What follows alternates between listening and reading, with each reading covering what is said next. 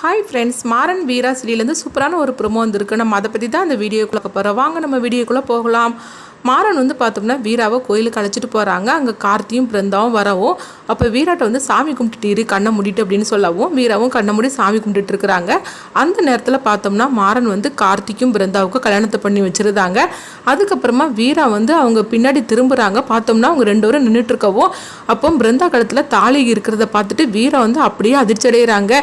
என்ன பண்ணி வச்சிருக்கிறீங்க அப்படின்னு சொல்லி கேட்கும்போது, ஆமாம், ரெண்டு பேரும் மனசுக்கு பிடிச்சி அவங்க கல்யாணம் பண்ணிக்கிட்டாங்க. இதுக்கப்புறம் ரெண்டு பேரும் வாழ்க்கையை நம்ம தலையிடக்கூடாது.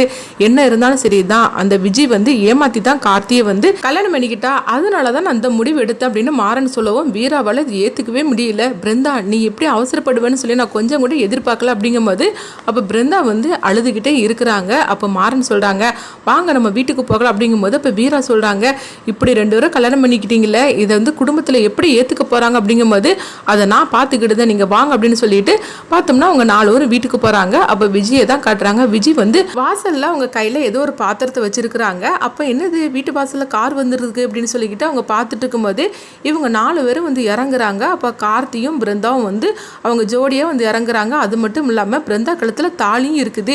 இதை பார்த்ததுமே விஜய் கையில இருக்கிற பாத்திரத்தை தூக்கி வீசிக்கிட்டு ஐயோ அப்படின்னு சொல்லிட்டு அவங்க கத்தவும், விஜயோட சத்தம் கேட்டு குடும்பத்தில் உள்ள அவ்வளோருமே வெளியே வராங்க.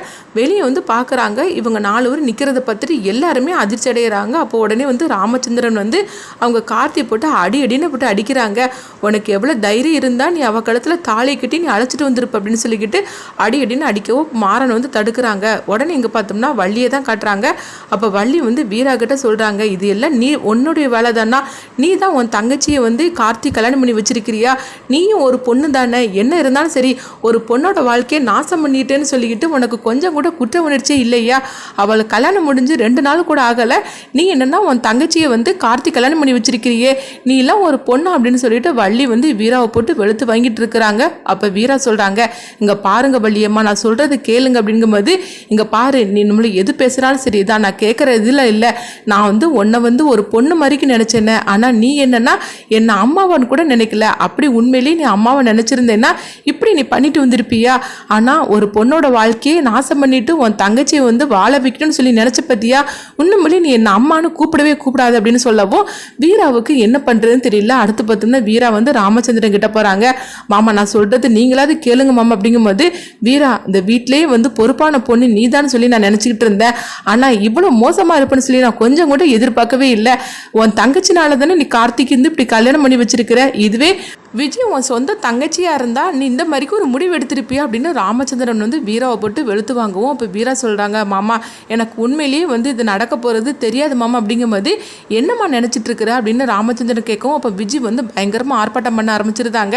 ஆனால் வீராக்கா, நீங்கள் இப்படிலாம் இருப்பீங்கன்னு சொல்லி நான் கொஞ்சம் கூட எதிர்பார்க்கவே இல்லை, கடைசியில் உங்கள் தங்கச்சிக்கு என் புருஷனை கல்யாணம் பண்ணி வச்சுட்டீங்களே, இதெல்லாம் ஏற்றுக்க முடியுமா, இதுவே உங்கள் புருஷனை இப்படி வேற ஒரு பொண்ணு கல்யாணம் பண்ணிக்கிட்டா உங்களால் தாங்கிக்க முடியுமா அப்படின்னு சொல்லி கேட்கவும் வீராவால் எதுவுமே பேச முடியாத நிலைமையில இருக்கிறாங்க.